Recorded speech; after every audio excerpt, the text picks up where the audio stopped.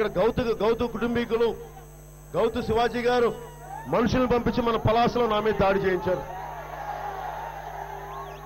ఇలా తెలుగుదేశం పార్టీ ఒకవైపు నాపై దాడి చేయిస్తుంటే నిన్నటికి నిన్న శ్రీకాకుళం మన ఇచ్చాపురం నుంచి రావాల్సిన పర్యటననే తెలుగుదేశం నాయకులు రద్దు చేయించారు.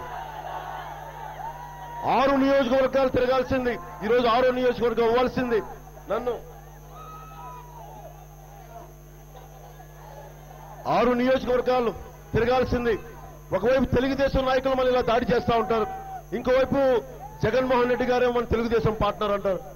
అంటే ఎవరు రాజకీయాలు చేయకూడదు, చేస్తే అచ్చెన్నాయుడు గారి కుటుంబీకులు చేయాలి, ధర్మాన ప్రసాదరావు గారు చేయాలి, గౌతు శివాజీ గారు చేయాలి, మధ్యలో ఇంకెవరు చేయడు. కొత్త పూర్ణచంద్రరావు గారు చేయకూడదు, మెట్ట రామారావు గారు చేయకూడదు, ఇంకెవరు చేయకూడదు రాజకీయాలు.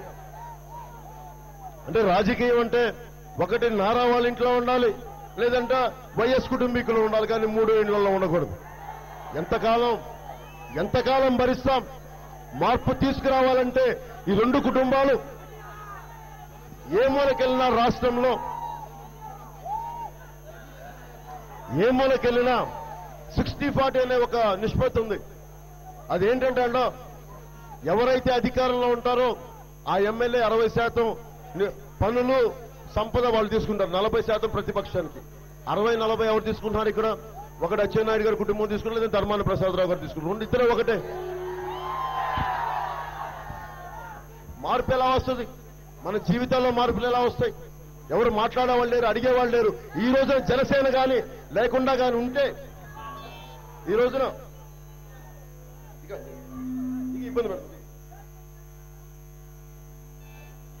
నేను మీ భవిష్యత్తు కోసం వచ్చానమ్మా, అలా చేయండి.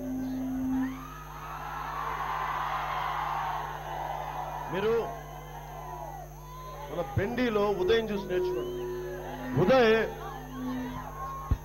అన్న, నాకు మీరంటే ఇష్టమే, కానీ మా భవిష్యత్తు కోసం పోరాటం చేస్తాను, నీకు షేక్ హ్యాండ్లు ఇవ్వడం కంటే నీకు అండగా ఉండటం ఇష్టం మనం ఉదయ్ చెప్తాను. అది నేర్చుకోండి.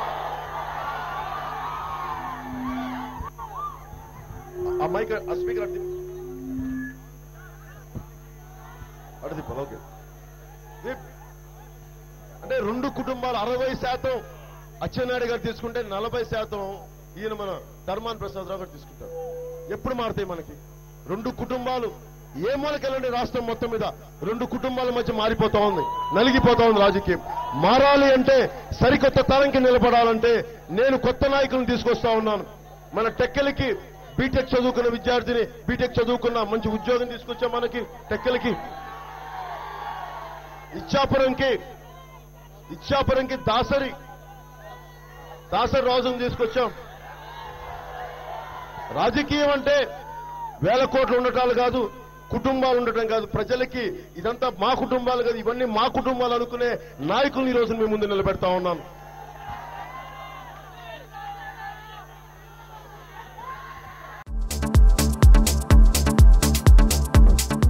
Please subscribe New Waves.